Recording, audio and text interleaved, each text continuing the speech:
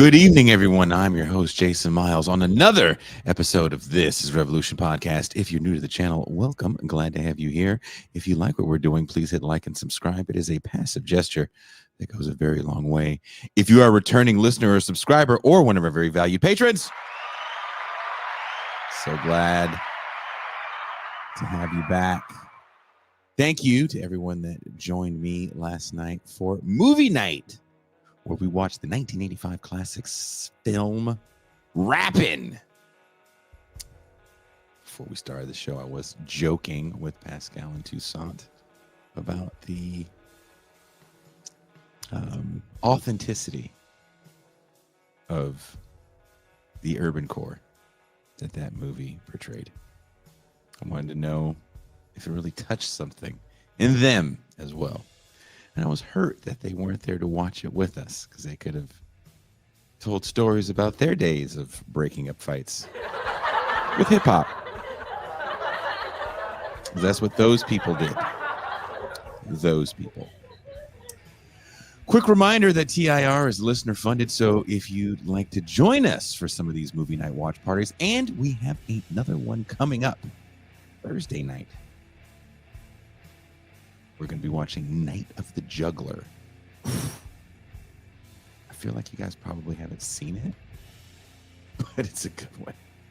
Not in the way it was good last night, but this is a legitimately good movie. Anyway, if you want to join us for movie night watch parties or champagne room shenanigans, there's a couple ways. Become a patron or a paid YouTube subscriber. You'll get access to the champagne room, get to join us for movie nights, and as a patron, if you can't make it, you'll get to watch the movie night replay filled with all the in-movie banter of the TIR family. And by becoming a paid YouTube subscriber or patron, you can make sure TIR can continue to stay on the air producing irreverent, intelligent, and insane programming such as this. Now, let's get to why you guys are here in the first place. Let's talk a little Black Fragility. Why are these people so emotionally fragile? Recently, on Jubilee's spectacle of pseudo-intellectual engagement, the 20-verse-1 debate show, actress and comedian Amanda Seales, who describes herself as a radical, was pitted against 20 so-called Black conservatives. The framing relied on tired 1990s era tropes about Black Americans, such as Black-on-Black crime, reparations. What was most striking, however, was not their disagreement, but their convergence. Both Seales and her opponents were ultimately struggling over access to increasingly scarce resources within a bipartisan, authoritarian political economy. Despite their ideological posturing, both sides accepted the premise that Black liberation could only emerge through a more honest and ethical capitalism. For Seales, this meant reparations. For her opponents, it meant entrepreneurial uplift under a different name. Yet both positions reproduced the logic of market-based solutions, echoing the Democratic Party's response to the George Floyd uprisings, when calls for reparations were deflected into promises of access to capital. By the end of 2021, over $200 billion had been funneled into loans, startups, and incubator programs marketed as Black advancement. Even Kamala Harris attempted to sell cryptocurrency as a pathway to empowerment. The supposed conservatives, Seales debated, might more accurately be described as post-liberal Black Gen Z voices. Their rejection of Seales's framework did not emerge from the right in any traditional sense, but from a disaffection with liberal anti-racism itself. What Seales offered was not radical politics, but a familiar liberal moralism, the belief that American society can only be transformed when hearts and minds of white people are changed. This framework resonates with the Black professional managerial class she belongs to, precisely because it avoids class analysis. Instead, it emphasizes representation and race-based assistance, what Seales calls reparations and what her interlocutors reframe as incubator programs. Both Seales and the post-liberal Gen Zers ignored the historical role of universalist government programs, such as the New Deal and Great Society, in lifting millions of Black families out of poverty. Instead, their debate circled around culturist tropes and underclass ideology. For the Gen Z cohort, the pathology was not systemic racism, but Black culture itself, with rap music and its depictions of violence and hypersexuality offered as evidence of collective deficiency. Seals countered by reframing social problems solely as products of white racism, over policing, underinvestment, systemic exclusion, yet without connecting these critiques to broader economic struggles or to demands for redistributive programs like job guarantees, debt cancellation, or the defense of public education against privatization.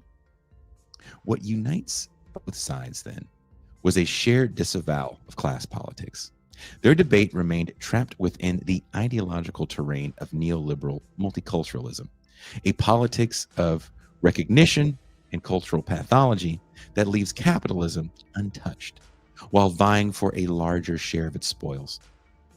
To broaden this discussion with me, I have, of course, my homie, my dog, my co-host, the man of the Mau Mau Hour, the Pascal Robert.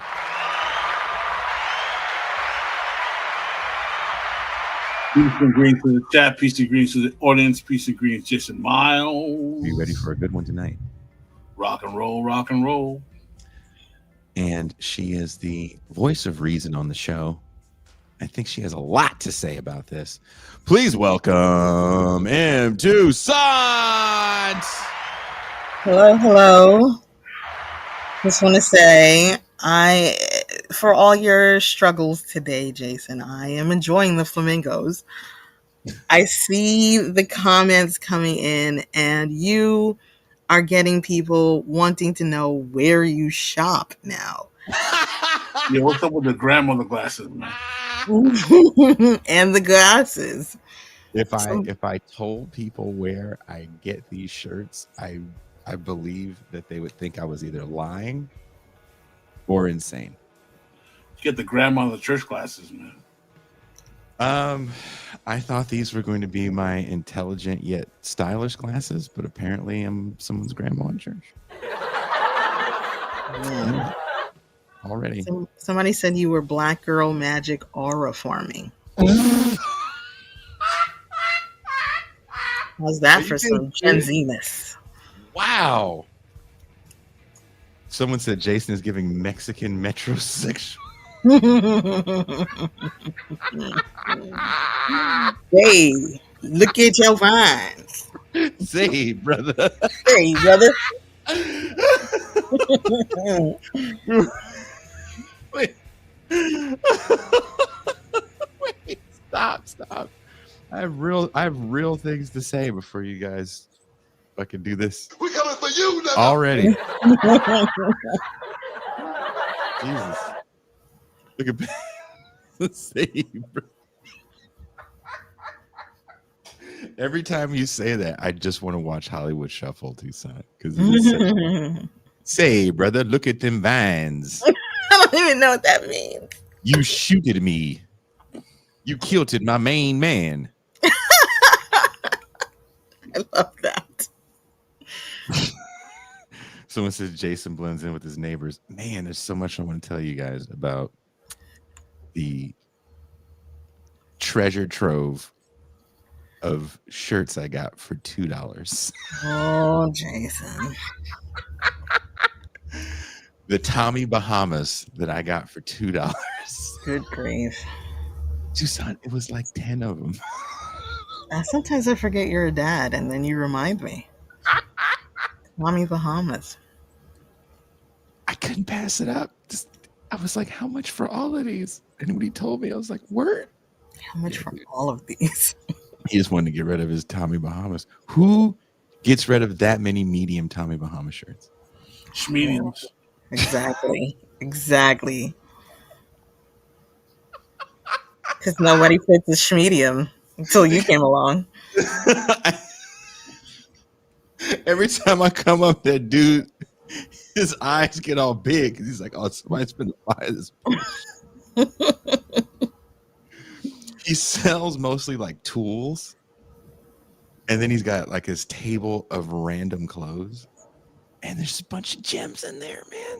Of course, Jason goes to the tools guy and gets shirts. I get it. Wanted a criminal's officer. Wow. All right, let's be serious. How does Amanda Seales' framework reproduce Robin DiAngelo's white fragility, simply transposed into a black voice for a professional managerial audience, Pascal? It's a very good question. I think the way she does that is that the analysis that she provides is divorced of political economy.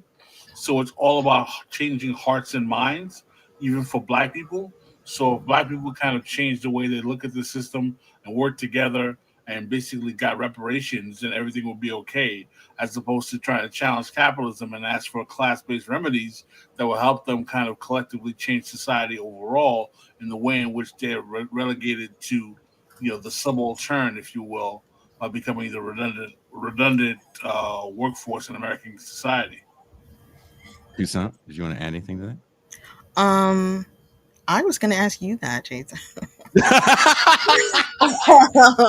How did she do that?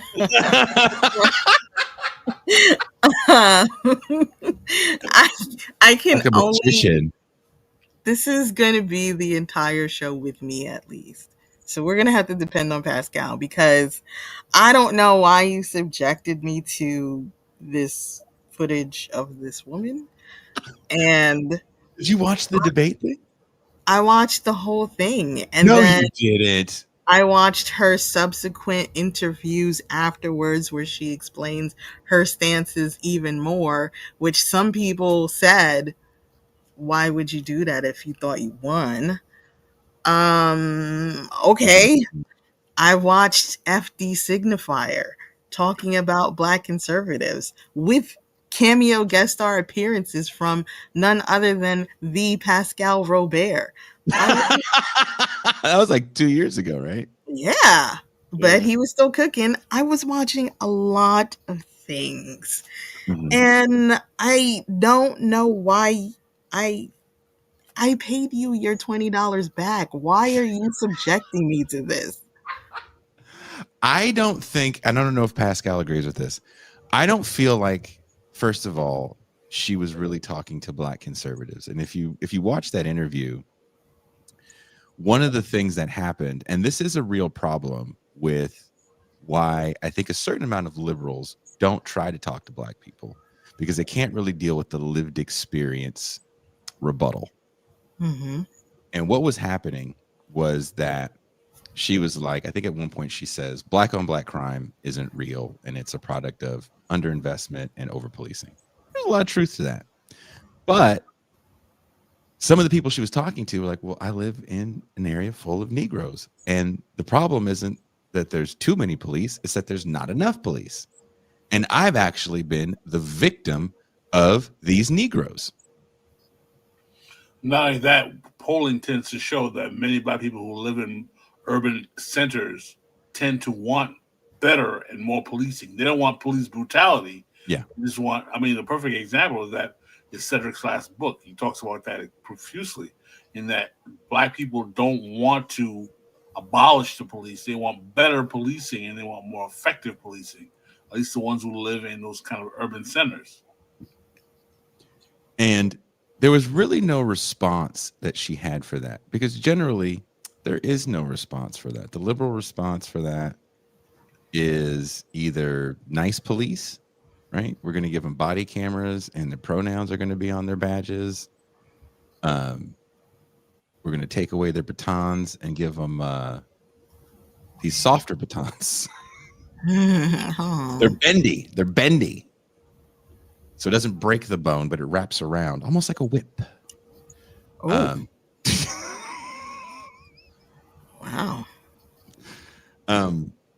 But there really is no answer. They have no talking point for that.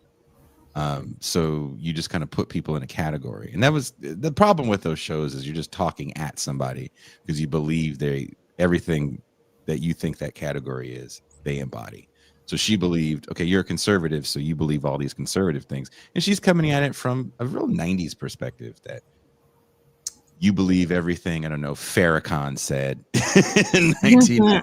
arrive at the Million Man March, or you believe everything that Donald Trump says. I don't even think they bring up the Farrakhan point, because I don't even think people talk about him anymore to the way that, as important as he was, and forgetting a guy like Farrakhan, forgetting the Million Man March, I think opens the door for people like the late Charlie Kirk to regurgitate those same things when they were hyping up that Blexit a few years ago. Well, let's remember what is the job of the reactionary, what conservatism's attitude towards black people is. They, first of all, they conflate the black poor with all of black people. So they will say black people, the problem with black people, so it's not the problem with black people, it's the problem with poor and economically disenfranchised black people. So their whole function is to make it seem like black people are the only people who are failed by capitalism, which is not true. And that the key to that failure is that black people are somehow dysfunctional or culturally dysfunctional. Yes. But the question I would ask is that if black people are dysfunctional, what made them dysfunctional? Were they dysfunctional when they came off the shores from Africa 200, 300 years ago?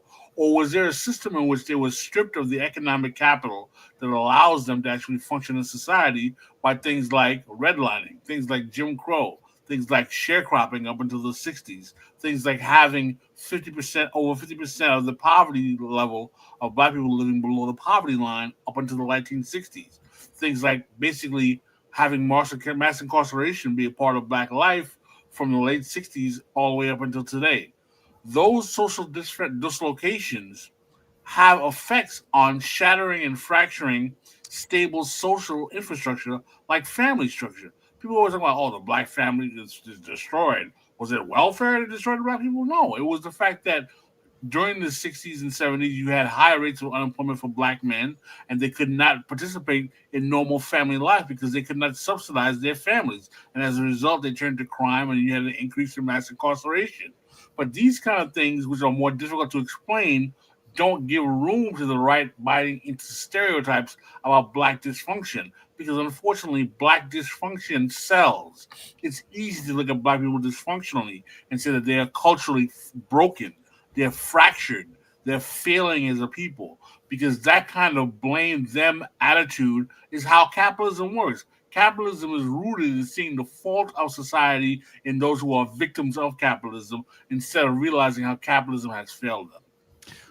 Well, what you're saying too is also kind of antiquated, because if you were saying that to this group of people, they would fire back with, well, we're like second generation people that don't understand what you're talking about.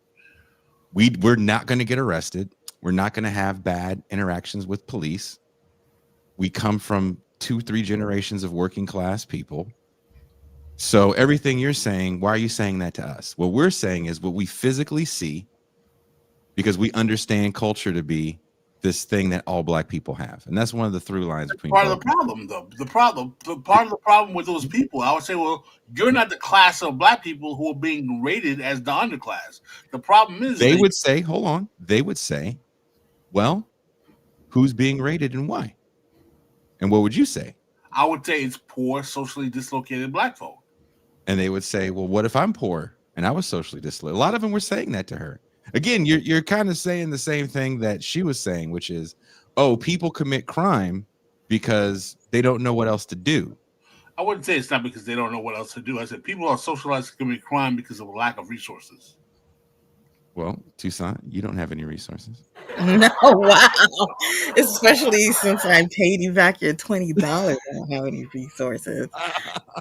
One of the things that I found interesting is that in their arguments, while they rejected any systemic critiques, and they fired back with this personal experience stuff and this black dysfunction, they also, well, to be fair, some of them seem to also hold in their minds at the same time a biological argument. Yes. An argument of eugenics, of black people being like biologically defective somehow. And they were better. They were the ones who were better. They were like, better, yeah. the true heirs of the ones who got out of slavery and made something of themselves. There was one point. Another problem is that if you think that there's a universal Black culture and you ask someone, well, what does that Black culture consist of?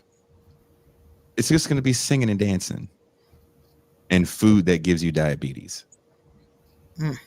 Right? Black culture is, hood shit. What did Ta-Nehisi Coates say? Inside of every Black man is a what? Are two wolves and both wolves are gay. That's what he said. Inside of every Negro. Right? So these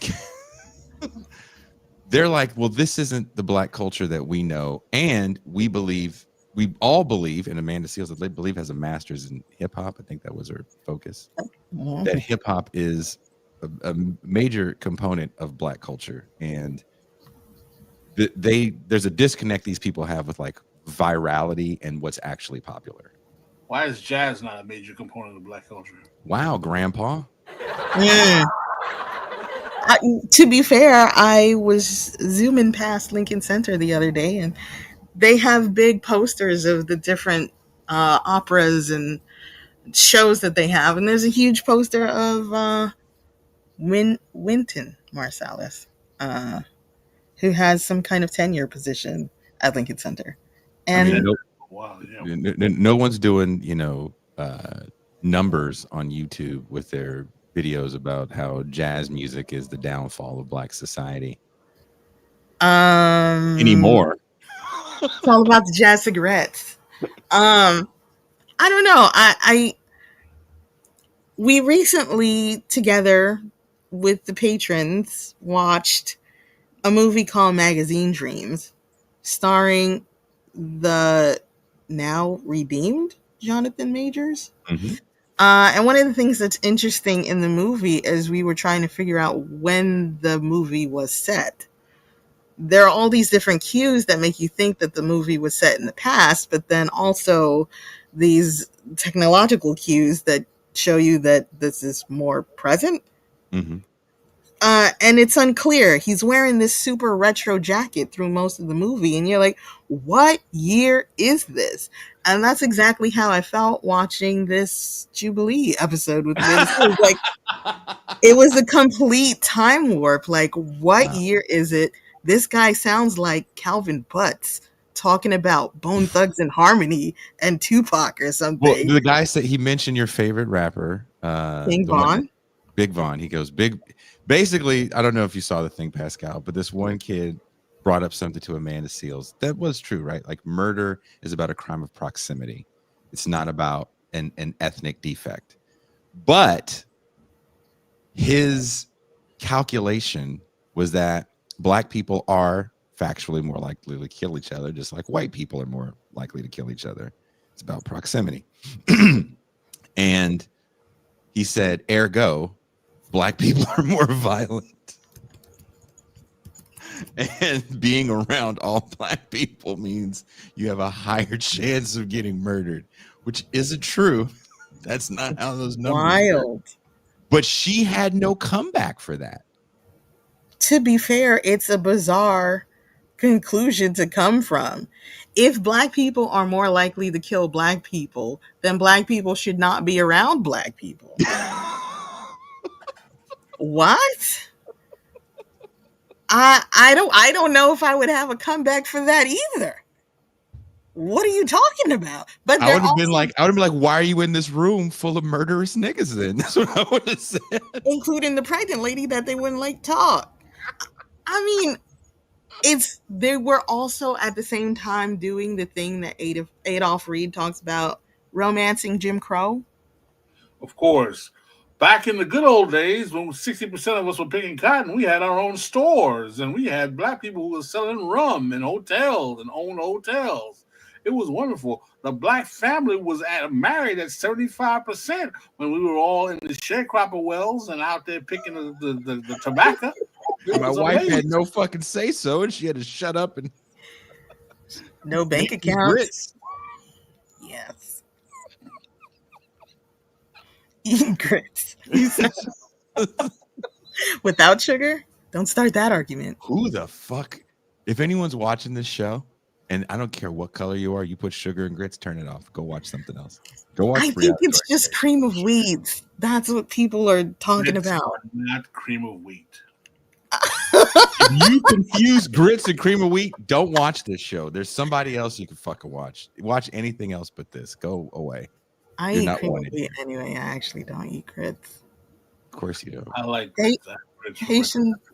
he does like grits. Haitian people call it labouille, and I like all No, things but labouille. actually, That's like Haitian grits are my moulin. They're not. Haitian grits are my moulin, but I like labouille more than my moulin. Okay, This is why we can't get ahead of the people.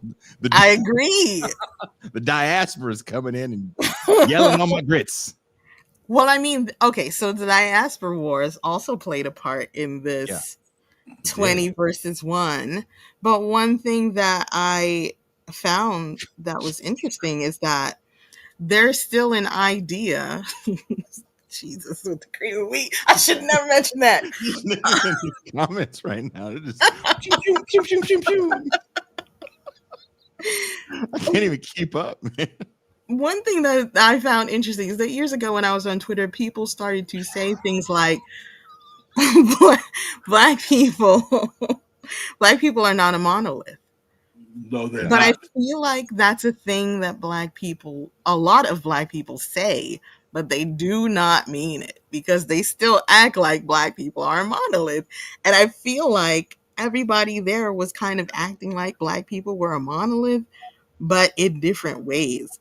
So these quote unquote black conservatives, I think they have a sense of black people being a monolith because they have a sense of themselves being outside of something.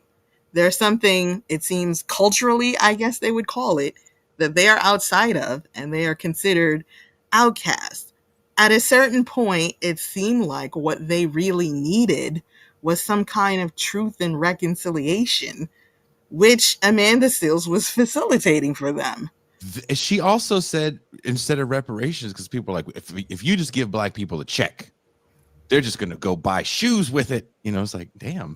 1993 ass. you want to tell me to pull up my pants too, pop? I was waiting for them to talk about pulling their pants and pound You cake. know why they didn't though?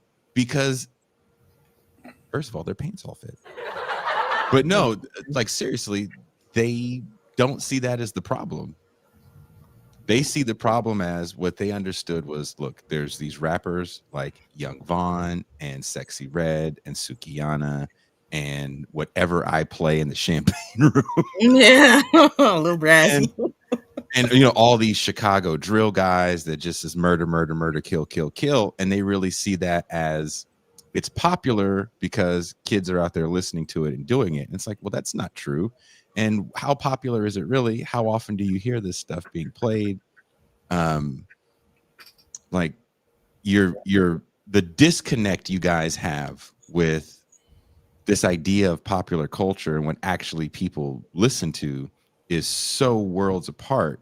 And both sides did kind of buy into this idea that there is power in these cultural forces like music and film that are part of the degradation of a community. I can buy Amanda Seales as being a person who believes in the power of hip hop, but also it's still another thing that made me say, what year is it? Because this kid is talking about King Von. That's like the most recent reference. King Von has been dead for 5 years. What year is it with these people? Is it because doesn't know King Von? Hey man, he was here for a minute. I don't blame you for not knowing who he was. King Von, he don't know King Von from King Hippo. He's just like, I don't know. Yeah. Is he Singalinese? Is he from Cameroon? I mean, I yeah, is it because they're supposed to be conservative that they're like kind of locked in the past? That's where that conversation is because it never left the 90s. It's all about underclass ideology, man. It's all about recycling the reality that, again, black people are dysfunctional because there's something innately wrong with them. It's to the point where These people were trafficking in eugenics. They're biological. I mean, that's actually more racist than white conservatives. White conservatives don't even do the biological thing anymore. These people are actually trafficking in eugenics. It's like there's something biologically wrong with these people. They're just genetically different. I don't know what. And then Amanda Seals backed it up. They said that race was real because of phenotype. Absurd. But look at my hair and look at her hair and look at white people's hair. It was a pretty fascinating discussion that led me down a rabbit hole of more fascinating discussions. And to some, I'm glad you were fascinated. Yeah, yeah, because we've also watched a ton of shows from these types of people, kind of like these black people, where they really don't want to be called. Some of them want to be called conservatives because young people. It's really about branding yourself as something. Like that's really important, the self-brand. But if you listen to what they say, they're kind of all over the board with really what they want. And just the convergence, because they weren't listening, which that show is set up for. It's not really set up for one to listen. If the whole idea about debate is to have this conversation in a public platform so you can maybe influence people, it's never going to work on that platform because you're just getting yelled at constantly. And if I don't like you, you're never going to win no matter what you say. Well, I am of the opinion that most people don't learn from debate anyway. It is team sports. I think it's a very particular kind of person that finds debates to be something that illuminates the truth for them. No, because they're all looking for the winner that they like that shows up. Exactly. Yeah. It's drama. It's theater. It's sports. It's waiting to see who dunks on who best. I mean, you literally had these guys pulling up, and to some degree Seals as well, because she kind of exists in this world of race reductionism. So you have to talk about things like black on black crime. It doesn't matter what you say. Once you say that thing, it's like, well, why are you talking about this thing that we all know there's all ethnicity crime on ethnicity? They didn't mention any other race. They didn't know how. They really didn't know how. But also there's something tainted in that way to present it as black on black crime. Because what did she say? The solution is the problem is disinvestment in the community and over policing. And right there, those people are going to be like, well, we know about community investment, but the people that were part of it were like us. We were in the police athletic leagues. We played Little League. We had after school programs. So they exist. Fuck are you talking about, Amanda Seals? Again, those kids don't analyze their own class position relative to those kids who are not in police athletic leagues, are not in going to the ABC program that gets them into good public schools or good colleges, who are not getting SAT prep courses. Well, they weren't getting SAT prep courses because they talked about, not going to college. Not all of them, some did. But the point is that they understand the degradation of their community. Let's say, for example, open air drug use. They see that as a defect of liberal policy. And that's really nothing that most liberals can speak to. For example, if someone says, well, these guys pass out needles and let them shoot up in the homeless shelters, they're never going to stop using drugs. What would you then say, Pascal? Well, then stop the passing around of needles and drugs in these communities. That's what you want. Now you're a conservative. Why it makes you conservative? Because that is a conservative perspective, because they were talking about Biden's crack pipes. Sorry. The liberal stance is harm reduction, which is I'm not a liberal. Okay, well, apparently you're a conservative. Oh, you don't have to. If you're to the left, you're not a liberal or a conservative. The left position has been I got yelled at on the Majority Report because I've actually worked in a facility that was wet, which is what you call a facility that allows for open drug use. So these are the people that say, we don't think these things work. So when you have places like New York City, San Francisco, or just California in general, and you have these homeless sweeps, it's the first thing they say. There's open drug use. Everybody shit on, what's that woman's name? Anna Kasparian, because she talked about open air drug markets, and people act like they don't exist. So you are saying now that you agree that these things are a problem. That doesn't have to be conservative. That just has to be basically saying that if you give someone drugs, they're going to be addicted to those drugs. You don't want someone to be addicted to those drugs, so don't give it to them. Well, if you keep giving it to them and legalize it, then they'll eventually get off of it. Well, there's some people who believe that legalization of drugs is the best way to actually mitigate the actual damage of them. I don't know how true that is. I mean, I don't know. Tucson got real quiet. She's like, I don't know. No, I'll say this. I feel like we go back to like we've talked about Black and racial ventriloquism. But there's a class ventriloquism, I think. So maybe the liberal argument has been dominated by people of a certain class who don't have direct experience with a lot of these things, and it's sort of academic, their approach to these arguments, and they've not updated their arguments. So this kind of discussion for liberals only goes so far. They only have so many answers. Mhm. They need a Ibrahim X Kendi or a Michelle Alexander for this, and then they'll all read the book, and then they'll come up with an answer. I mean, look, to a certain degree, we can say that these policies have kept people out of prison, right? And that's another thing that these young people don't really understand, because they didn't grow up in an era where people were getting arrested for a gajillion years for 2 rocks in their pocket. A lot of that shit changed by the time they came of age. They And don't know what year it is. and some of those drugs weren't fashionable for them. And they also, some of these people also came of age in a time of drug legality. There's just a lot of stuff you can do legally now that you couldn't do before. How many people do we all know collectively they got locked up on weed charges? They seem a lot, well, I'll say, because there were different opinions, and some people who didn't even get to speak, like that pregnant lady. You're supposed to run to the seat in order to talk to Amanda. How's the pregnant lady going to run to the seat and win? Anyway, right? They kept showing her even though she never, whatever, right? I forget my point.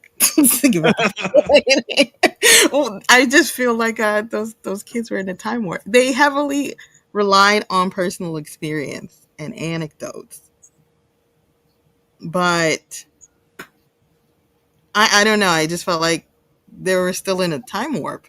How are you relying on your personal experience, but your arguments are from the 90s? They were arguing with a straw man, and to some extent, so was Amanda.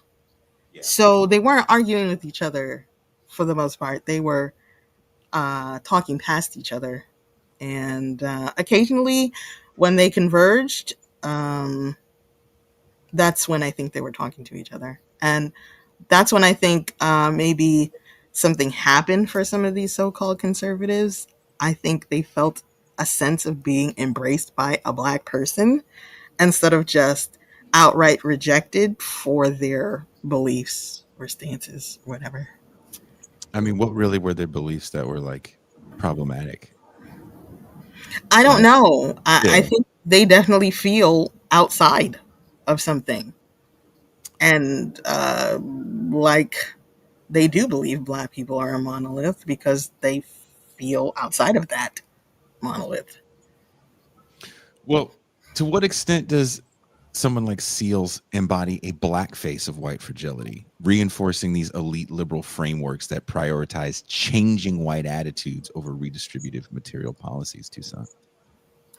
I don't know how to answer that question, Jason. I will tell you that I think that this embrace that I was just mentioning was probably easier for them because of Amanda's station in life. It's easier to What do you mean station in mind? Like it's easier for them to relate to her or to feel a connection with her. She's not King Fawn. Oh, You know? because she's a upper middle class PMC type. Yes. Yes. And it might matter to some of them that she's light skinned. She's got some Oh, money. She's got color some money. politics. She's famous. Yeah, all that stuff. She yelled at you in Toussaint too. She said, "You people can't talk about Black American life." She's Caribbean herself. I believe she's half. She's only half. The good half. Her mom is from Grenada, like Malcolm X. So I believe her father is African American. Afro American. But Pascal, what does it mean though when anti-racism politics displaces class struggle with representation and symbolic reparations? Oh, Who benefits from this displacement? You get what happens after George Floyd. You get the Ford Foundation giving millions of dollars to Black Lives Matter instead of coming up with remedies for economic disparities such as unemployment. Which I thought was interesting. No one brought that up. Did you notice that, Toussaint? No one brought up all that money. They talked about Black Lives Matter, didn't they? A little bit, but no one talked about the money. They were just offended by Black Lives Matter. At one point, I think Amanda had to explain what it meant and then explain all lives matter. And it's like, what are we talking about? How many years ago was this an argument? Yeah. They did not talk about the money. Mm-mm. They didn't want to talk about that kind of reparations because that's kind of what they all wanted. Was like, will you invest? Conservatives wanted reparations too. They want investment. Everybody wants the same thing, right? Everybody wants capitalism. They want some version of capitalism. They want some version of capitalism to work for them. Mm-hmm. They want to get their slice of the pie in some way, shape, or form. That's why these people aren't like all the way conservative. None of them. I mean, some of them were saying some bootstrappy things, but they would come back to, well, we can't just get a check. We need to get blah blah blah blah blah. I'm sure they would love an incubator program. They would be going crazy. Black capitalism. If someone walked in the door and was like, "Hey, all you guys that got your own businesses, your own ideas, why don't you come over here and tell it to us, and we're going to pay you to launch your dream project." Yeah, they would have loved that. So is that the real Black conservative, Killer Mike? Not these people? Oof. What about Glenn Lowry, who I subjected myself to today, as well as that John McWhorter? What are they? Who's the real Black conservative? Those niggas are conservative. Glenn Lowry and John McWhorter. Yep. So John McWhorter believes he's a liberal, but please, when it comes to the issue of race, he's a conservative. Doesn't Bill Maher believe he's a liberal too? Yep. No? Yeah. He said he looked up to John McWhorter. Anyway, so what do you... All of these people's politics are to the right of everyone on the shows right now. Yes. They're all conservative for all purposes, quite frankly. Even Amanda Seals, to tell the truth. How worthwhile is it to sort them out? For some people, the CK shooting revealed something about Groypers and Nick Fuentes because of the suspected shooter's politics, alleged politics, which gave people an idea of different shades of people on the right. The CK and Nick Fuentes and Tucker Carlson are not all in the same place. So Killer Mike, Glenn Lowry, these Black people on Jubilee, is it worthwhile for us to sort them out? I think so. I think we can distinguish someone like Glenn Lowry, who spent his whole life in the fiscally conservative, defending neoliberal economics, capitalism, and Thomas Sowell-like responses to Black problems, and someone like, say, Killer Mike, who supported Bernie Sanders, who likes some class-based remedies, but also believes in the collective Black community and likes the idea of Black capitalism as racial uplift. Do these people qualify as being called heterodox? That's a very good question. I don't know if I would call them. I mean, I don't know if I would call them heterodox per se, because they are not all within the same camp to even be claiming that they differentiate from that camp. Mm-hmm. Mm-hmm. Hmm. I mean, I guess if you're going to be organizing, it's important to know the difference. You can maybe call a Killer Mike, but not call Glenn Laurie. Do you think one is better than the other? Better? I don't know. That I just sounds saw Killer religious. Mike. Killer Mike is like sponsored by Square now, where I used to do work for Square. Um, They're all capitalists. Let's put it that way. yeah, I was watching some black conservatives that I subjected myself to today. And they were saying that the drug dealer on the corner, the black drug dealer on the corner, is a capitalist. sure. So He doesn't own the means of production. He's not Engels. yeah, he does. Well, I What just are put you him talking about? He totally owns the means. Of where production. on the chain is he? Is he getting his supply from somewhere else? He's getting his supply from Colombia. He's Yeah. then taking that, cooking it down. He's robbing his grandma's fucking prescriptions. He's a vendor. He's Weird. Weird that he's a vendor. Hey, that crack doesn't make itself. He's a storefront. He's got his own distribution network.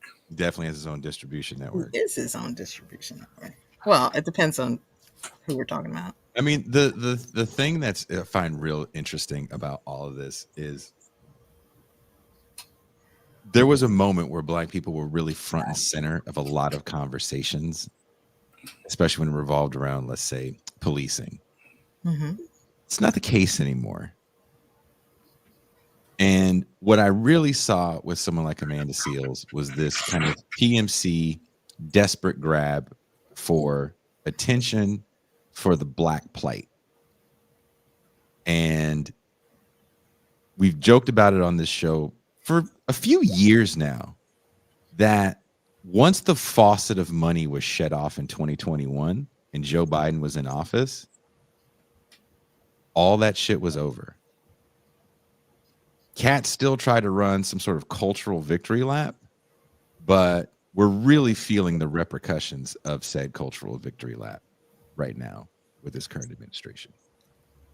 And I think there's a fear that people like her have because they're not seeing the projects get greenlit in the same way that they were getting greenlit 5 to 6 years ago.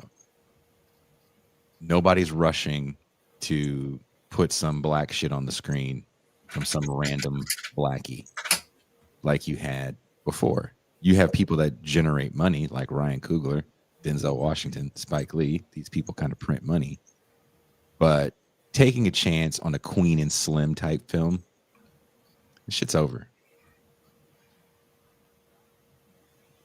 Yes. So what you're saying is that there's a kind of blowback that has happened Yes. with the rise of Trump that has diminished the value of all of this black cultural production, and this not only the black cultural production per se, but the actual subsidy of black grievance politics in a way that is alarming to the black professional managerial class that has always been the buffer class to negotiate on the behalf of the black underclass. So in other words, people like your Al Sharptons, like your Mark Morials from the Urban League, like your National Action Network, these people are shaking in their boots, not so much simply because they only hate Trump because they think he's racist, but he threatens their cash apps. That's how it seems to me. Do you agree, Toussaint? This is white fatigue? Black fatigue. Black fatigue. Sorry. It's black fragility today. But Black fatigue. Yeah. this is black fatigue. This is white people being tired of black people. So I think what happens is the moralizing arguments that a lot of black people come up with, um, it's just not working the same anymore. there are people who don't want to be made to feel guilty or something. For a lot of Black people, their arguments for equality became you're not really human if you don't see these other people as human too. You're a bad person is what registered for a lot of people. And I think That's uh, white fragility. that's the idea, that they don't want to be made to feel like bad people anymore. There's people that want the flogging, but those Sure. people are starting to become more and more of a minority. Well, And there were people that were getting flogged because everyone was getting flogged. to your And larger point, Jason, what's more dangerous, so much so to what's not, I want to say what's more dangerous, Mhm. because these people are not the ones that are funding the hustle of Black grievance. Mm-mm. What's more evident of the problem that the Black liberal PMC who pimps Black grievance is facing is that the younger generation of Black people aren't buying the grievance anymore either. No. They're not hearing it. And they're like, they want to go to InvestFest and talk about Black capitalism and crypto. Invest fast. You know how many Negroes I know that have made money from crypto? Like legitimate money? Like, hey, I'm saving up to buy a house now money from their crypto investments. It's a real thing. And this class of person that Seals is in, this educated class that, you know, gets paid to pontificate about Black troubles, they've been able to leverage, Pascal, as you've said, their professional microaggressions and embrace some sort of life that they've never lived. Right? How many times we see these Negroes, but I shouldn't be cursing.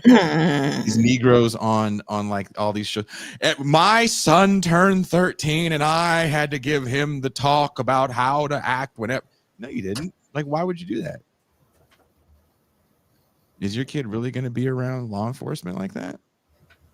And if so, you're probably going to be there to bail them out. Like, really bail them out. I mean, there's definitely a little what do you call it, when a shell game, I guess. It's just kind of moving the cups around a little bit in terms of experience, and what you can say when you're on MSNBC is your struggle. And so yeah, I can understand the Black PMC and these cultural PMC types kind of shaking in their boots a little bit, like, oh, this seems to be coming to an end. We can't pull this lever the way we used to be able to. The grievance is gone. And that's a scary reality. And this is going to sound really dark and probably pretty mean, but people are afraid of being treated like the way kind of everybody treats Native Americans. Shit. Damn, you niggas got quiet. I don't know that. I don't know that Black people necessarily look at it that way. I think a lot of Black people feel their plight in the United States is just different, and it can't be skirted around. Just historically, there's just no way. I think that's the But problem. I can see the argument being made for indigenous people. That level of conceit is the problem. Like, I don't think these Negroes realize how easily the American ruling class is going to be willing to skirt around the grievances of Black people. I mean, if you don't realize that, you're not watching what's going on with the Trump administration. Banning the books, not teaching history, shutting down like basically any kind of grievance from the civil rights of the divisions of the Justice Department. no DEI, all that stuff. Yeah, they got into I was watching Democracy Now! They're talking about how the Fair Housing Administration is not even, they're calling complaints about racism in housing DEI. That's another thing they did on this stupid Jubilee show. They can, okay, one of the things that I noticed is there was one guy that she was talking to. I don't remember what they were talking about, but she asked him what he knew about it. I think it was DEI actually.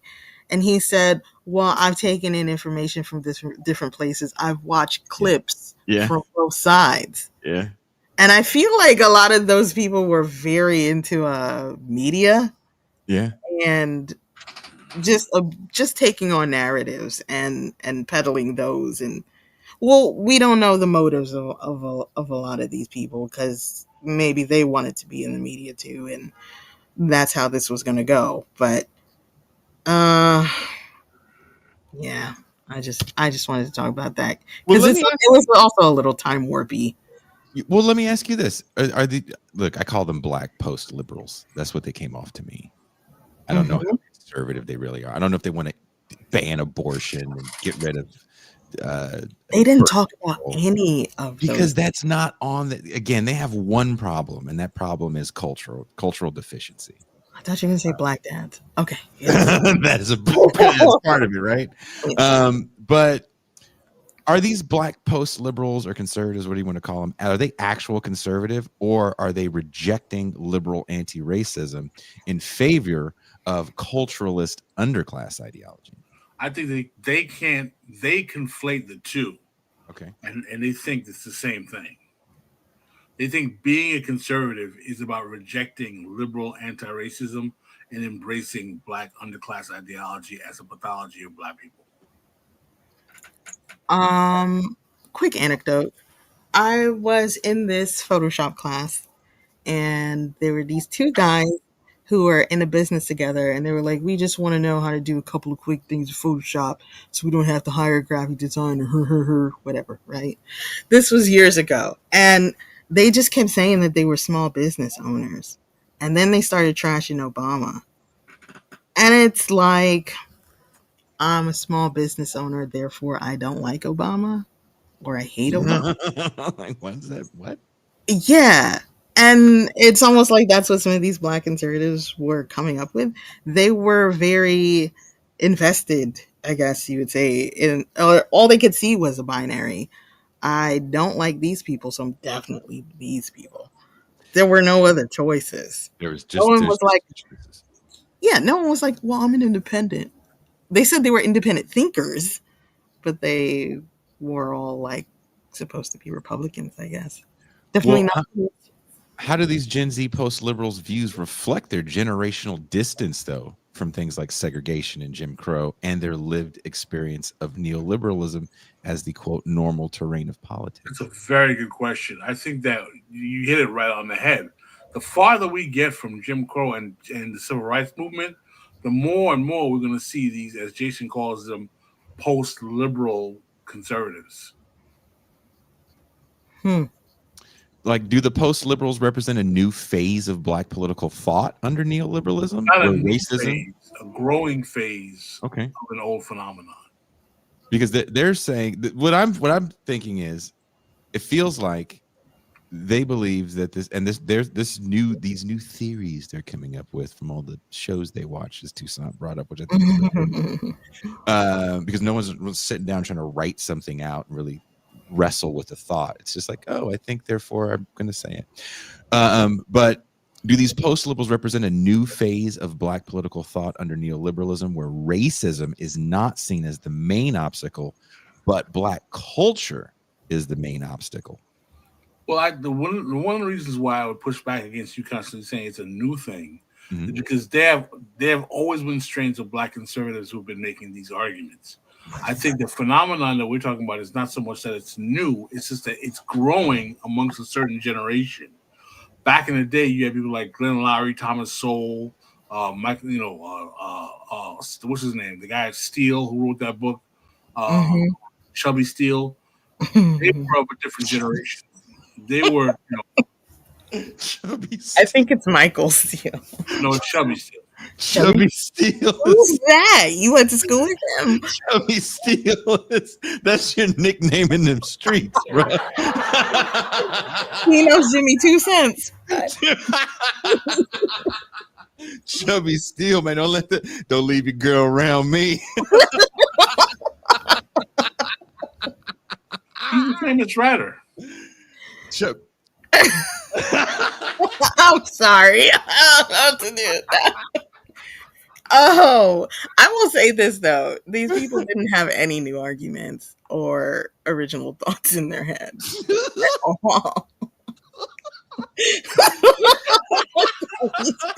That really is a good OnlyFans name. That is.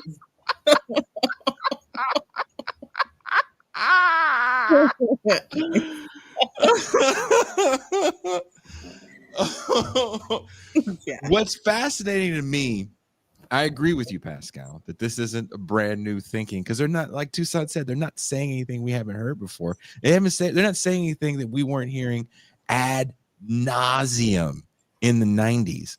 But there's two things that I find fascinating. Number one, most of this stuff sits only in young Black spaces online. It's no longer in vogue for all of the other white shows to give a shit about this stuff. They really don't. Nobody cares.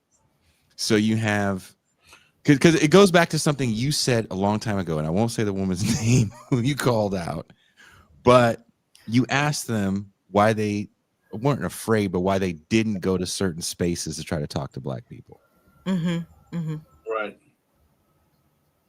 They don't know how to talk to these people. They really don't.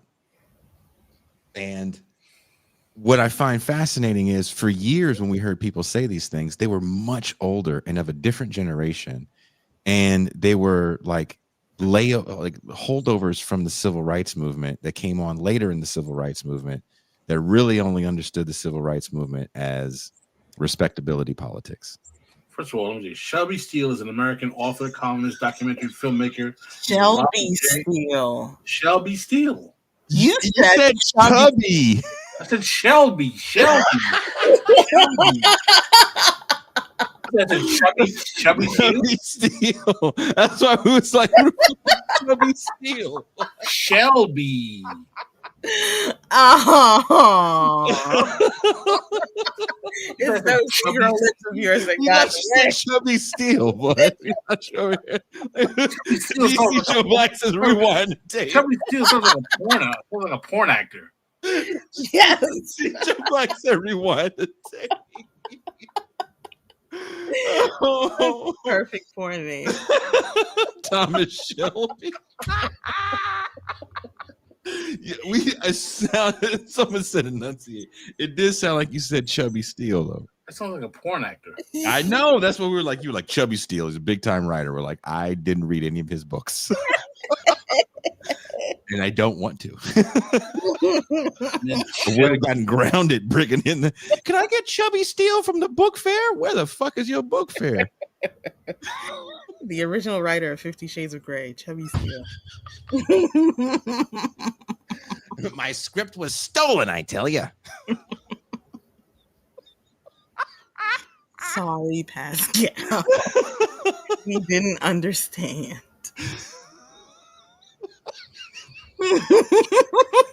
Chubby Steele. That literally sounds like a porn star.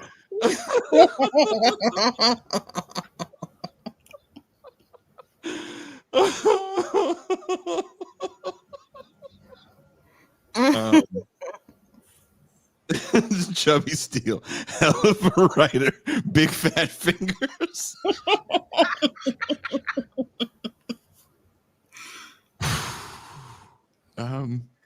Wow. I know. I'm trying to be serious. And Pascal got so mad. He's like, I'm going to show you guys this Chubby Steele. Like, no, not on the main show. I'll show you Chubby Steele. Yeah. We're coming for you, nigga. We're coming for you, nigga. Surprise how many people love the craft.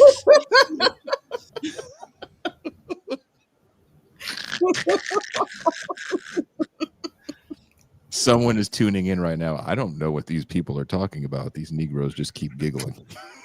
So funny. Wow. What gets erased when both sides ignore the historical role of universalist social democratic programs and New Deal Great Society in lifting Black communities out of poverty? Oh, that's a very good question. What ends up happening is you get race reductionist politics. You end up getting things like, Black capitalism. You end up getting things like, the invest fest. You end up getting things like Kamala Harris suggesting cryptocurrency to uplift black communities. You end up getting a lot of things, all kinds of programs that will not necessarily address the problems of the black poor, but you end up getting Preston H. Smith's book about how housing suggestions came about by the black middle class and black nationalists benefited them instead of black poor and working class people. Here's okay. Sorry. How does focusing on black culture as pathology or white racism as the singular cause of inequality prevent the development of multiracial working class coalitions? Tucson, you want to touch that one? I think it prevents solidarity. When you take anything leftist off the table, you start to sound like some of these people in this Jubilee episode, where they didn't even mention any of the races. They're just really focused on black people and white people and the relationship there, like scorned lovers, as James Baldwin said.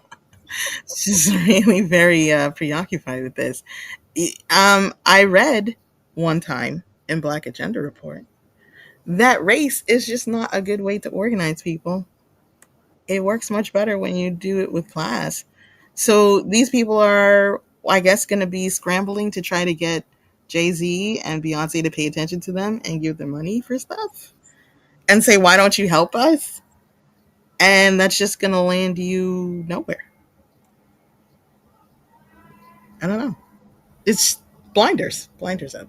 I mean, Matt Gilbert asked a good question, serious question. If there is this conservative turn happening in certain demographics, what role does religious organization play, if any? I mean, again, you have to go back to the 90s and ask that question during the Million Man March. That is put together by a quite conservative organization, the Nation of Islam. And a lot of religious organizations were involved in it too. And it should be called. A lot of black people will. Sorry to cut you off, Jason. Oh, good, cut me off. A lot of black people will recoil from you calling the Nation of Islam conservative. They be like, the Nation of Islam is a radical organization, brother. They are uplifting the black people. They're challenging the man. Because again, the notion that black nationalism is generally classical black nationalism. I mean, is generally a conservative ideology. It's something that's alien to a lot of black people. Is that why the niggas at the barbershop always be the ones that everybody kind of looks to? My brother. Yeah, like, oh, Walter read like 4 books. He has a kufi on. Ask him questions. I think also NOI is very kind of secularized. A lot of people might not consider it a religious organization. So many aspects of it have been filtered through culture already. And a lot of people have an affinity for them without really knowing their actual religion and what they actually believe in. I think, well, real quick, I think a lot of black people consider black a political party on its own and would not put Farrakhan or NOI on a left-right spectrum. So they wouldn't consider him conservative. He's just black. That's a very good point. Some people would say that blackness is post-left or right. Mm-hmm. If all you have to do is yell at white people, then there's been a lot of black people that yelled at white people that weren't the best. I believe one of them was in your guys' country of Haiti. No. I don't know. I heard the argument that like your mom can go to work in a dashiki and curse out all the white people at work all she wants. But that doesn't actually change like what's in her paycheck. It doesn't fundamentally change anything. You can like rid yourself of all the microaggressions and tell people off, but your fundamental situation doesn't change. It ain't gonna make you get a union. Oh, they talked about unions on. She mentioned unions once, and then someone said black people were denied being in unions, and she had no rebuttal for that. And she talked about how the unions were racist in the beginning, and then black people. She said black people were scabs. I was like, maybe don't, maybe don't say that. Don't just leave it there like that. But yeah, but she said she was very, very pro unions, which I think they read as her being very, very liberal, no matter what she said she was. Are we witnessing the rise of two sides of the same neoliberal coin? Black fragility, liberalism on the one hand, and post-liberal culturalist ideology on the other. That question harkens me to the questions of the 90s. In other words, when Clinton came up with third way politics that took the Democratic Party in the conservative direction that it went, was it really a divergence from the Reaganism of the 80s, or was it just a continuation in the same direction that ultimately caused the Republican Party to go so far to the right that we get modern day Trumpism? Well, I mean, here we are in 2025, and we are seeing a rightward shift of the Democratic Party as both parties have kind of embraced a tough on crime politics, as crime being the one thing that there is bipartisan convergence on. This isn't third way. This is a different way. And even as tough as these Democrats are in very blue cities, they're still looked at as soft failures. What is the future then of that party? It's definitely, to me, it would be Zoran Mamdani, right? But that's a mayor, not a congressman, not anybody that's going to run for the big seat anytime soon. But he's definitely, say again? He's local. But he's definitely someone that's resonating with the people and making people excited about politics again. That being said, when you have someone like, let's say, Gavin Newsom in California, who feels very comfortable taking down homeless encampments, and the businesses in the city and the people in the city are happy about it. Just 5 years ago, they weren't happy about it. And they liked the little houses. Now no one wants tiny. They don't want shit. They want to get these people as far away from it as possible. So what is the future then, as everyone's trying to vie for their dwindling resources? You know, it's really interesting because I think that the Democratic Party is in the need of a soul-searching moment. I just saw an interview with James Carville where he says we got to get rid of the people like Bernie Sanders and AOC from our party, and he's literally saying that these Democratic socialists in our party have to go, and we have to stay with the regular Democrats. So I think that the Democratic Party has a problem, and it has to decide whether or not it's going to embrace its progressive populist faction or whether or not it's going to purge them. And I don't think they've decided yet. Did you see Kamala Harris's recent interview where they asked her about Zoran? Yes, and she came up with another politician who was from Alabama. I mean, she said that, you know, if he's the Democratic nominee, I'm with the nominee. She didn't strike me as being too enthusiastic. No. She didn't poo-poo him like I've seen some people do, but she definitely. She was like, "Well, listen, if he's the nominee for the Democratic Party, I'll support him." Whatever the fuck. I'm a party guy. Whatever. He's not. I know New York is the center of the world, but it's not the only place we have Democrats rising. Yes, she was quite horrible. It's an interesting time to watch this happen, as we can honestly say all of us on this screen were alive. Pascal's a little older, so were you of voting age when you saw the third way thing happen? I wasn't yet voting age, so you were already voting age. Yeah. So seeing that shift within the party, one of the things that people have to remember, because everyone has a very, very selective memory, and kind of going back to what Toussaint said about watching the shows, watching the reels, always ahistorical, most of these reels, especially if someone's under the age of like 50, which is the majority of them. But there was an acceptance of things like welfare reform across the board. because a lot of black people kind of accepted that idea of the welfare queen being a trope that they felt was an albatross around their neck. So to reform it in their minds with some sort of work requirements would have been the solution to why they couldn't rise above the stereotype.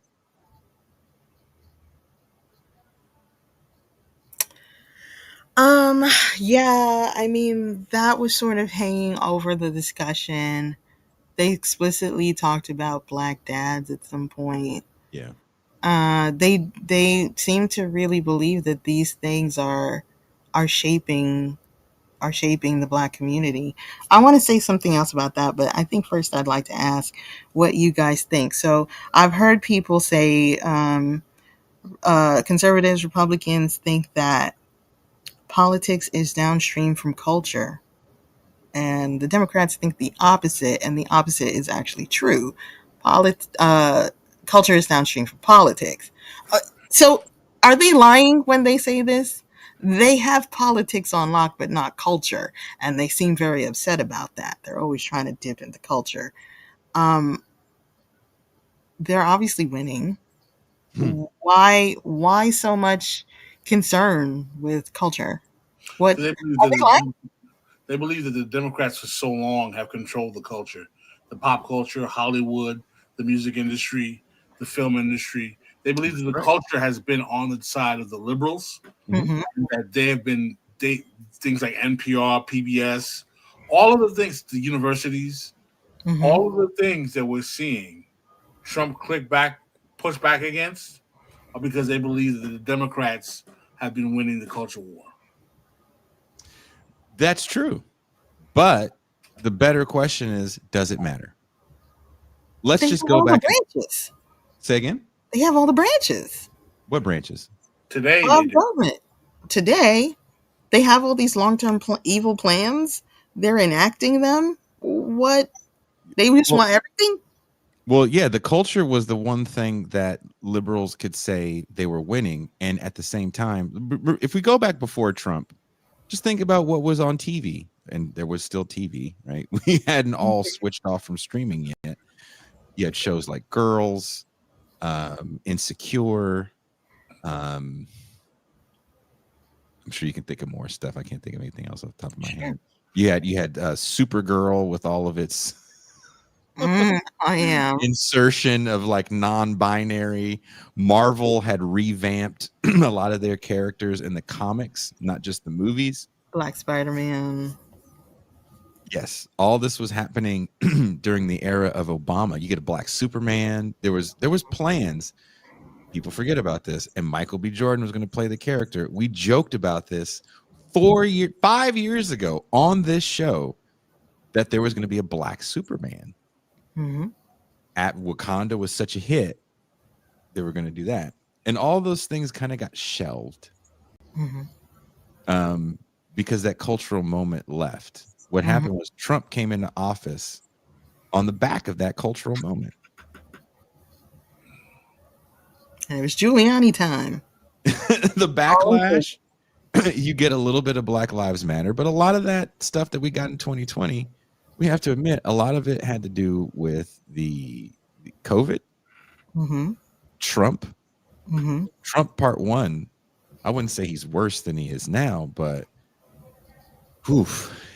he was worse on his feet.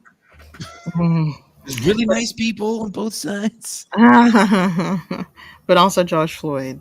A lot of people were responding to that. George Floyd was the tipping point for, kind of years of seeing this stuff happen. As we're succeeding culturally, politically, there's just massive failures. And then these wins weren't embraced fully. No one goes back. No one ever talks about West Virginia unless you're only talking to a labor historian. West Virginia should have been a touchstone moment, that one hopeful moment. That entire state went on strike. You think everybody in West Virginia was on the same political page? Fuck no. How many people watching this show have been to West Virginia. It's not the liberal bastion of fucking inclusion. As someone that was told Hmm. that because I wasn't staying the night, I could live on one of my many times in that state. But people managed to come together to get reforms for their students. And then we saw all these strikes within school systems where teachers were not just asking for smaller class size and more money and better benefits, and teacher benefits have gone down the drain over the last 30 years, but they were also asking for improvements in their students' lives. And they were willing to shut down education. So these Black so-called conservatives are obsessed with culture Mm-hmm. because they think it drives human behavior, and they're obsessed with individualism and personal responsibility. Not only that, they believe it corrodes society. They believe liberal culture is evil.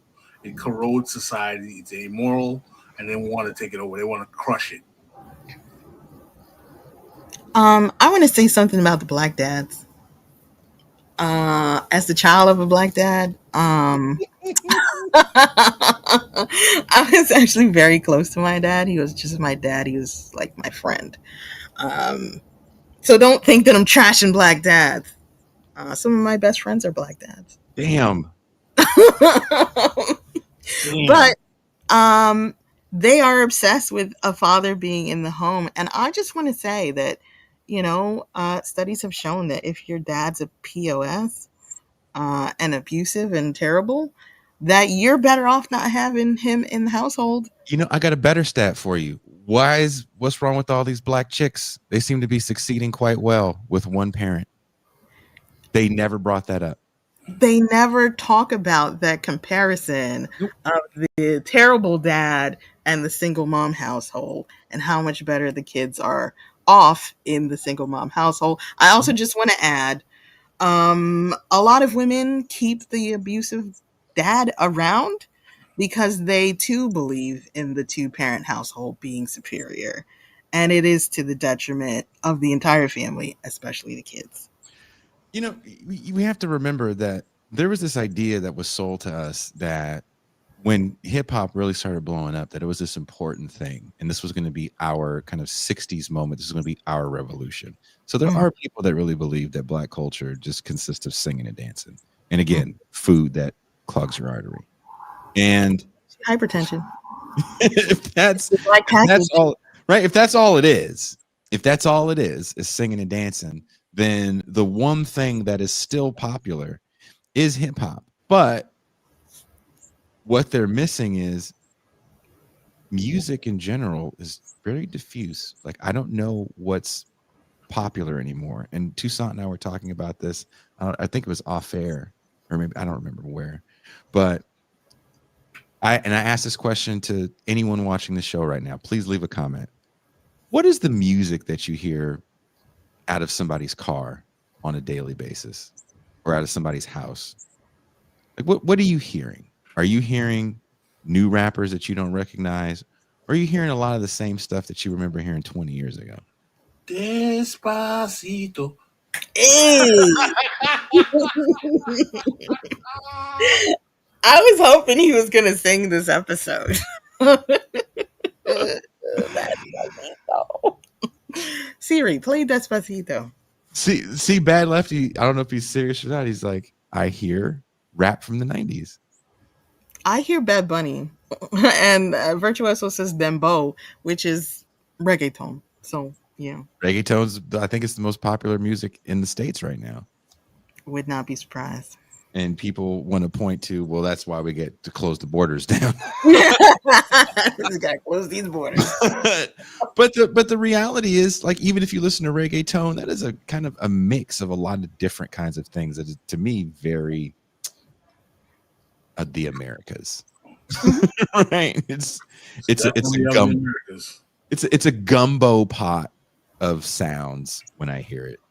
which is very popular where I live in the clubs. But generally, when I go across that imaginary line, I was in a more hood area of San Francisco, and I heard rap music that I heard 25 years ago. Same damn songs.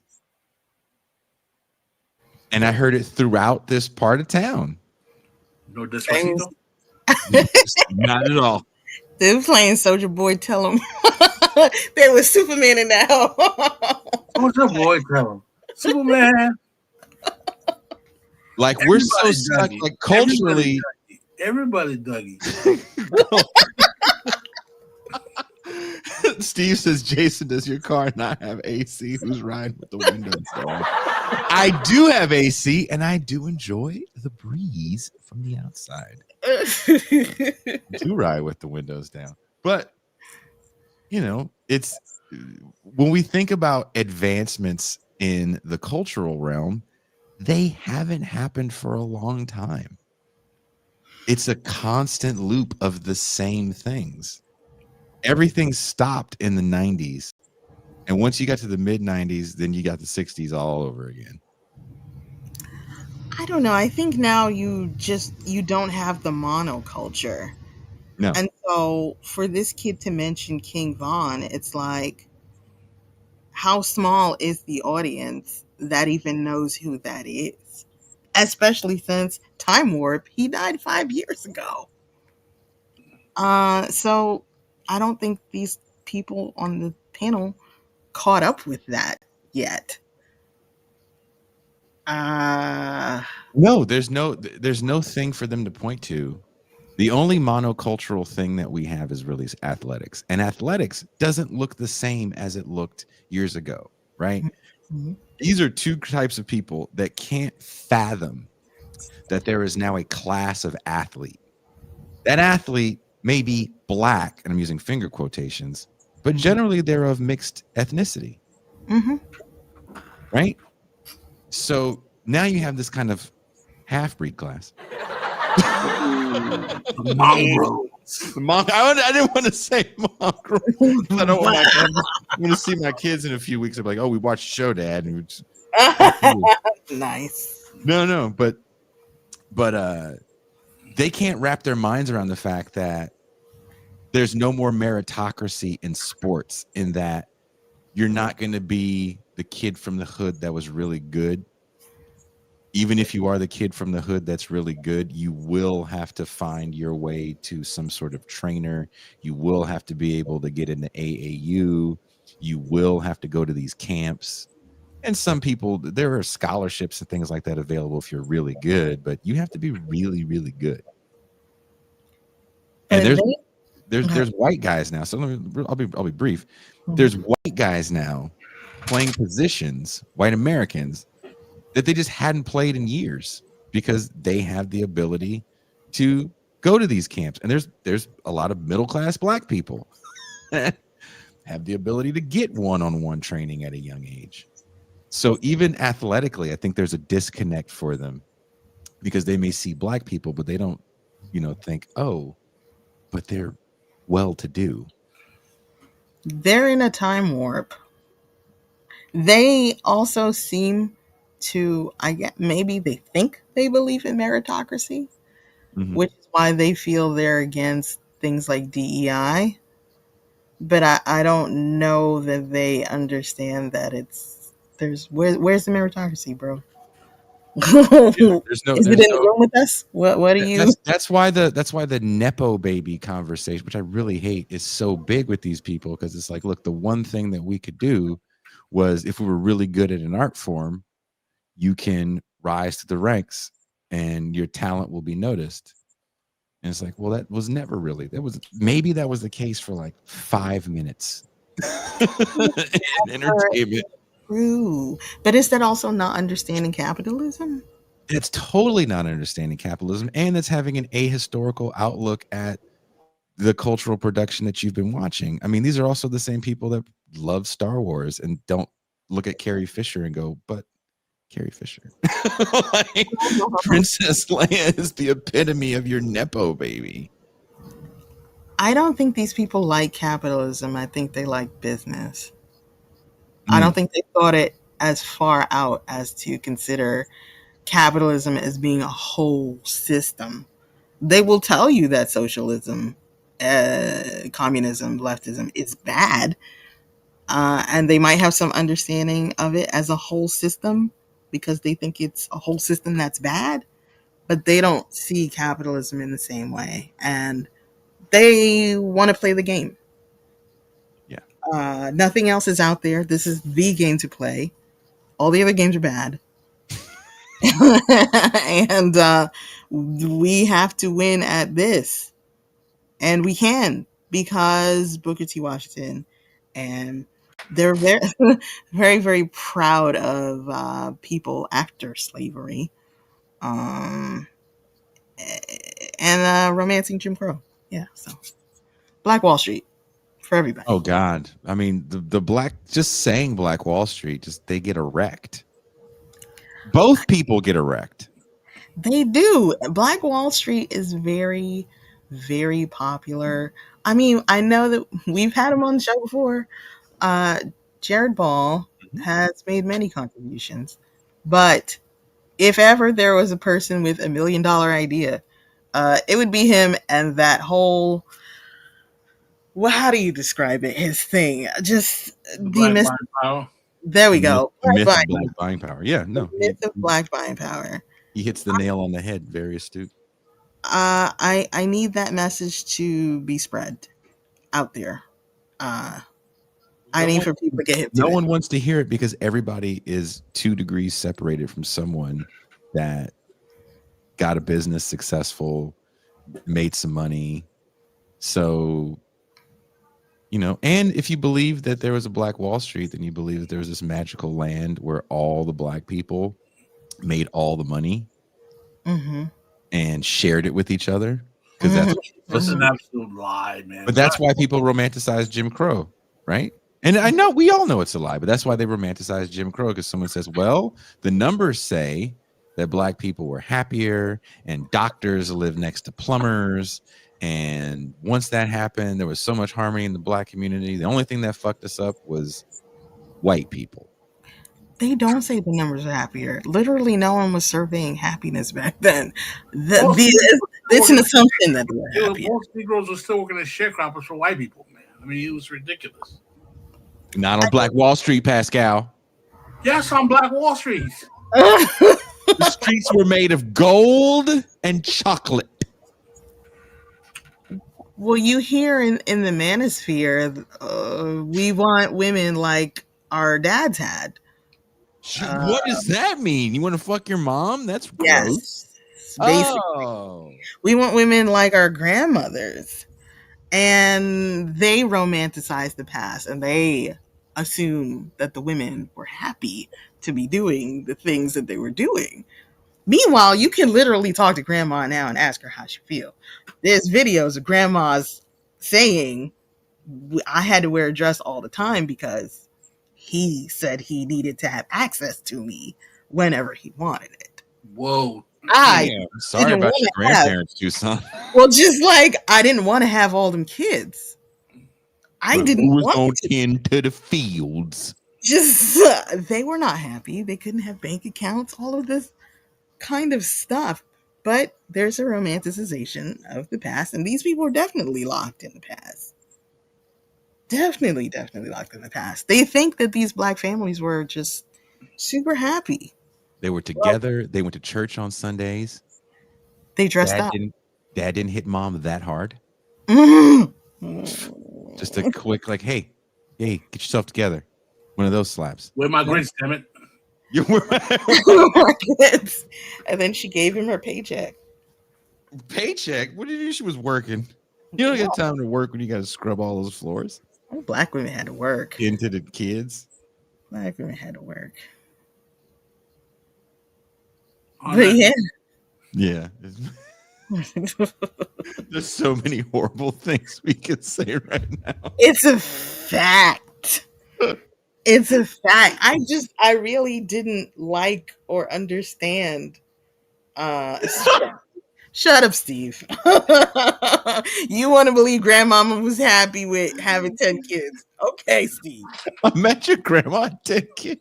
How many acres of land does the Toussaint family have? Jesus. But I mean, yeah, I did not like the time warp that these people were in. And it reminded me of our conversation, which everybody should watch, with Vivek Chibber about the PMC. And in one of his descriptions about the PMC, he describes them as unsavory. There's something unsavory about these people. People don't like them. And that's how I felt about these I black mean, they don't conservatives. taste like Salisbury steak. What'd you say? They don't taste like Salisbury steak. I don't know what that means. Unsavory. They're unsavory. Oh, to some extent, I felt that way about Amanda as well, but maybe for different reasons.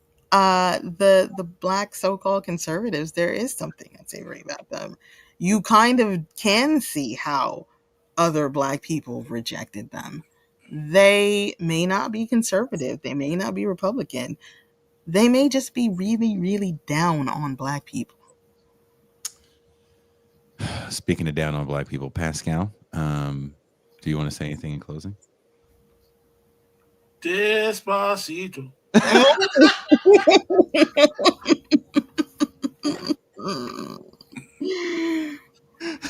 Steve has the most villainous fucking thing to say. They're gonna be calling MT an anti-black misandrist after I clip her out of context. It's a fact. I know they will. And, suck it.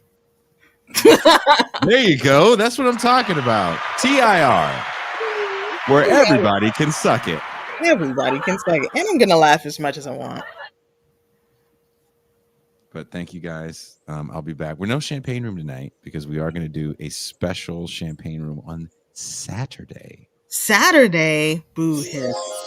I thought champagne was free on Saturday. Nope. Because we have to go behind a paywall to play music.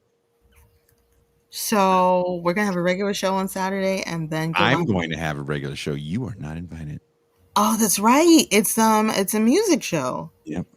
And That white boy devil music that he likes. I'll be kill talking your with mother music. Another black person. Kill your mother. Kill your mother.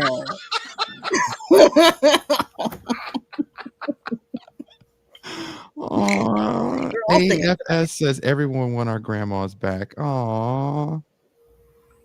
Aww. Do you want to marry your grandma? No, that's weird and gross. That's I do miss my grandma. She was a very wonderful woman, and I would never want to marry anyone like her because it sounds like a nightmare. Really, that's what they want. No, I want to marry a woman not like my grandma. Yes, because that would be weird. It would be very weird. So okay, wait. What else is going on this week? No champagne tonight. No champagne room tonight. Tomorrow, I'll be talking with Ryan Zagraf about nostalgia and this new term that I learned reading his latest piece in Compact Labubu Nation called kidult. Never wanting to grow up, never having to grow up. So there's kind of a perpetual state of youthfulness, and adulthood is something that is on the horizon. And he actually talks about why that could be a bad thing, being so stuck in this childlike cycle. Because we ain't been in no wars and not enough dudes know how to grow real beards.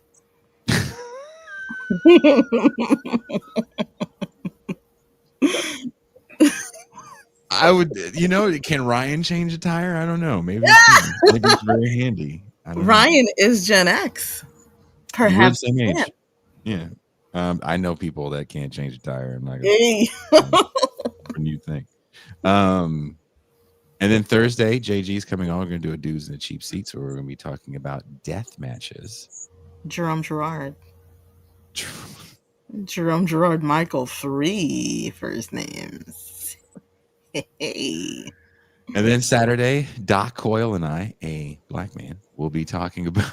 Is that the one with the cool camera and setup? Yeah. Doc had a podcast for a while. He's actually from your guys' neck. He's from Jersey. He's from the East Coast, and he was in a band. Is in a band called God Forbid, and it is a black band that plays metal. Another one of you Negroes who like that white dog music. Kill your mother! Kill your father! Kill your dog! Kill your dog! Why are you killing dogs? That's what we used to call it. Kill your mother music. And see, I was trying not to say they were a black metal band because Snag was like, do they play black metal? There you go. No, they do not. We're going to listen to some tunes in the champagne room, and it's going to be fun. And it'll be a good. Doc actually is a journalist as well. Oh, nice. I like him. So I'm glad he likes the show and he came back on. So I'm excited about that. We have a lot of great things coming up. October's almost booked out. There's so many dope shows coming up. So wait, this week is a good time to become a patron, is what you're saying. Tell the people. Yes. And we're doing a movie night on Thursday. We're going to watch The Story of Pascal and Toussaint in New York City in 1980. It's called Night of the Juggler. And Chubby Steele. Chubby Steele, when Pascal was going by his pseudonym. Chubby Steele in the Bronx. Chubby Steele in the Bronx. So wait. If you're a member of the show on YouTube, what do you get? Can you see those? You can see those. I love that you're doing this. Oh man, I want to give you the biggest hug in real life. I feel like Pascal is back there doing Tupac poses and his camera not working. He's reading about Chubby Steele. He's doing his all eyes on me poses.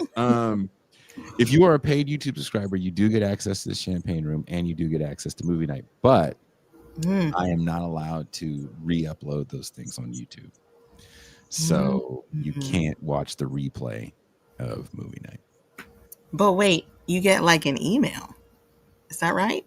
If you participate in movie I do night? a community post. It's the only way I know how to communicate with the people. I don't think they gave me their email access. Afterwards, you don't get an email? I thought I got an email with a transcript. You got that for a patron, didn't you? I don't know. I don't think I'm anywhere. Me and your mom. It's not a transcript. Gemini automatically takes notes the moment you start doing it. That's what and it gives you a synopsis of what we're watching and also what we're saying. Fucking hilarious. Fucking hilarious. The movie last night, which is up on replay for patrons, was called Rappin'. It is from 1985. I was talking to MT and Pascal about it. Neither one of them remembered it. I thought I was hallucinating the movie. I was like, I think I watched this a lot. I found it. We watched it last night. Oh my God, this movie. It is a hip opera starring one of the fat boys is in it. Love it. Mario Van Peebles. Who else is in it that you would know? Like I said, Force MDs is in it. Ice-T is in it. With some of his guys that would later be in Body Count with him. Force MDs or Full Force? Force MDs. Full Force is different. But it was Jerry Curl Central. Hey. I've never seen this movie. Oh my God, this movie. So these are the same people. Canon Films did this. These are the same people that made the Breakin' movies. So you can tell they're shooting on the sets from Breakin'. So the club scenes with Ice Cream, that's LA.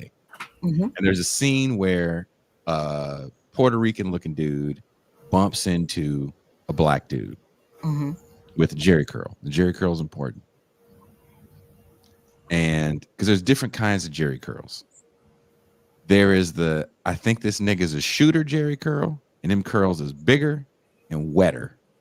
And then there's I went to high school with Toussaint Jerry Curl. And that curl is a little more dry. That's genius. That's the Philip Michael Thomas Jerry Curl. That nigga is not as threatening And you could tell he's not as threatening from the dryness of the curl. So the Puerto Rican dude bumps into dry Jerry Curl man, and dry Jerry Curl man goes, "You got a problem?" And the Puerto Rican goes, "Yeah, I got a problem." He goes, "Oh, I'm gonna solve your problem." And I'm like, "Oh, are they gonna fight?" And then I remembered I'm watching rapping, so I thought they were gonna have a rap off. Mm-hmm. Au contraire. Oh. They had a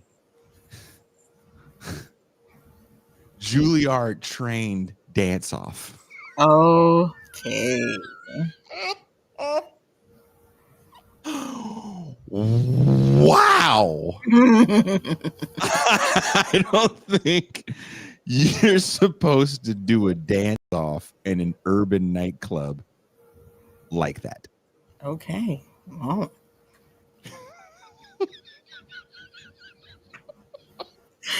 That sounds intense.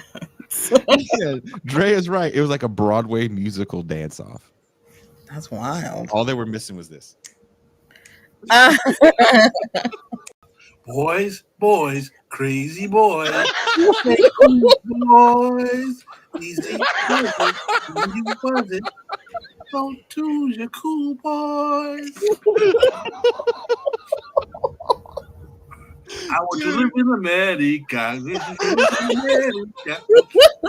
America. To live in America. My God. Dude, when you see the dance and they're doing all the dramatic moves and shit like that, I'm like, whoa, whoa, whoa, whoa, whoa, whoa, whoa. This isn't cool, dude. Okay, so if I want to watch this, I Mhm. can become a patron. You can become a patron. Become a member on YouTube. Yeah. Well, you can't watch the replay. I can't watch the replay as a member on YouTube, Mhm. but I can on Patreon. But you can't on Patreon. Interesting because I did watch Magazine Dreams recently with you guys, and the discussion was actually really cool. So if I can't make the original broadcasting, the original airing of it, Mhm. I actually can watch the movie and get the discussion with you guys. It's all together. Yeah, and the discussion to me is the best part of movie night. You know, it's not the films that we're watching because these are films that anyone can find. I don't have a secret, treasure trove of movies you guys have never seen or heard of. Mhm. It's just the fact that, first of all, I don't think too many people are trying to watch Rappin' or Mhm. Magazine Dreams, Yeah. and to watch it with a group of people that I'm always impressed. And I know Pascal used to be there for the early movie night days. Mhm. But I'm always impressed of what people add to the discussion. And it's kind of one of the few times where people that watch the show Mhm. get to be the focal points of these conversations. So for me, if you've hung out with me before, when I'm not doing this, I am like that everywhere I go. So I do like hearing what people have to say. And it's one thing to see you guys respond in the chat with the inside jokes. It's another thing when you guys get really serious and start like breaking down things. And it's also fun to be silly and read Mercutio's jokes. Mercutio, who never likes to talk, actually chiming in last night. I maybe he was feeling it because the movie was so ridiculous. But it's a good time. It's kind of a great community. I actually really look forward to movie nights. We've been doing a lot more lately that I learned how to not bother Jeremy anymore. Yeah. And I'm really looking forward to this one on Thursday because this movie is one I had never heard of before. And it really, for all the movies that you see about revenge, this should be a good teaser, I hope. Mhm. For all the movies that we've seen about revenge that take place in New York that got so popular in the late 70s through the 80s, and basically we're talking about the Charles Bronson kind of revenge movies, Right. they don't really get into how the degradation of New York. You just kind of see New York as a city. And we talked a little bit about this. And I think Pascal was on that show too, where we talked about cities. I think we have crime in the urban core. Yeah, we talked about that. Where there's a reason why the suburban people don't like cities. And one big reason is because people live in such close proximity and there's so much shared space in the city. So the thing that city dwellers enjoy about it kind of are the things that suburban people don't like. But when we're talking about New York in the 70s, we're also talking about people that had kind of been living in New York for a few generations. So they were used to living on top of each other. They were used to the heterogeneous communities.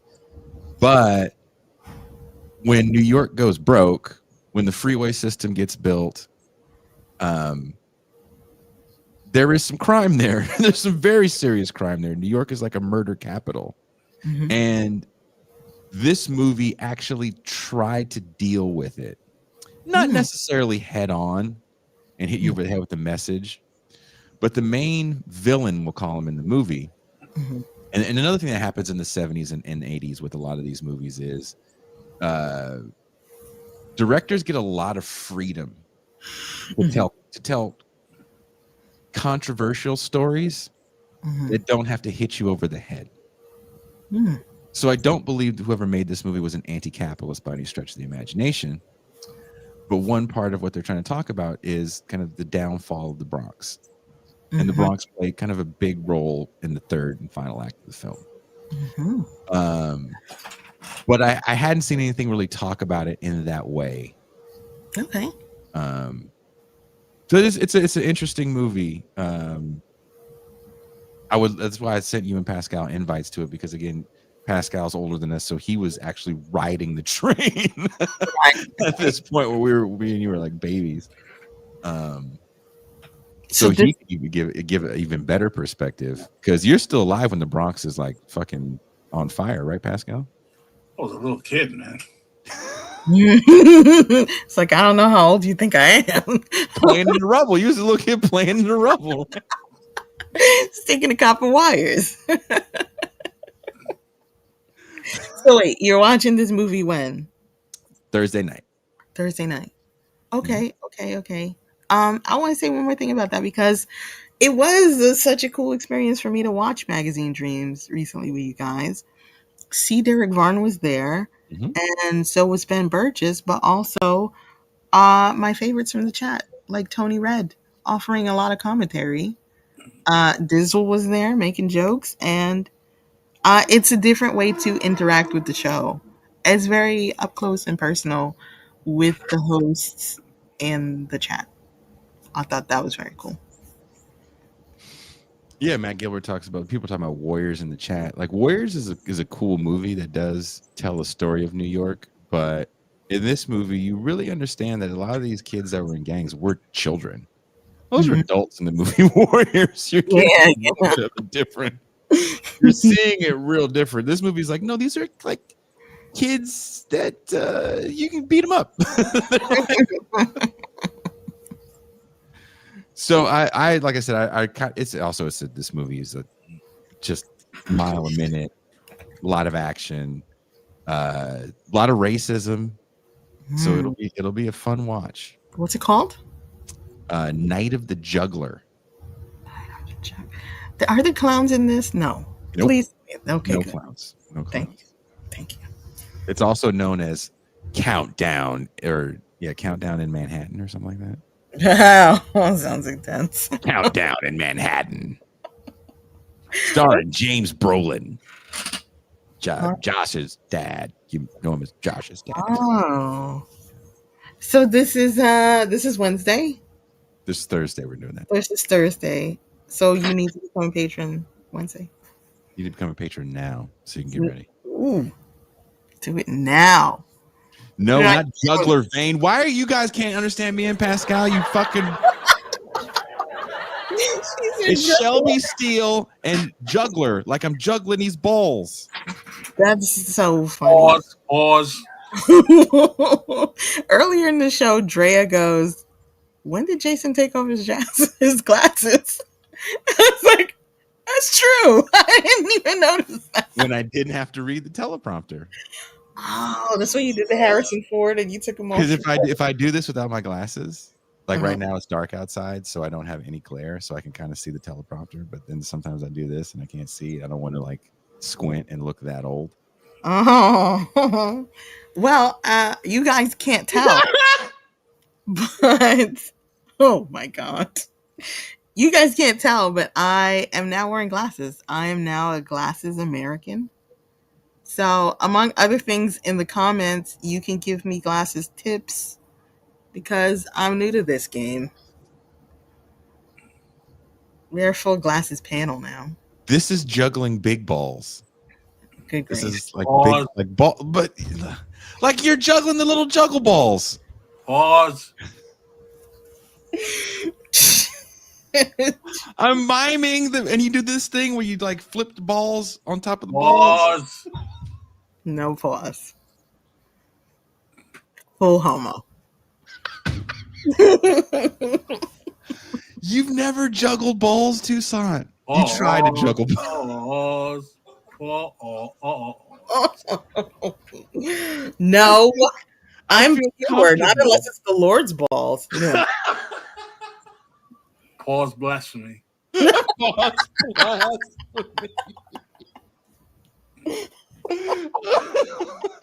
I feel like you've at least once in your life tried to grab some balls and juggle them.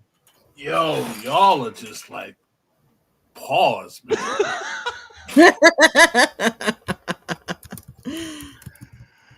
Okay. Well, thank you, Toussaint, for the best patron pitch. I mean, I genuinely had questions. And, ask them every fucking show. Every episode. Maybe we can afford a new camera and Pascal stop getting zapped. Thank you guys. And we are Out.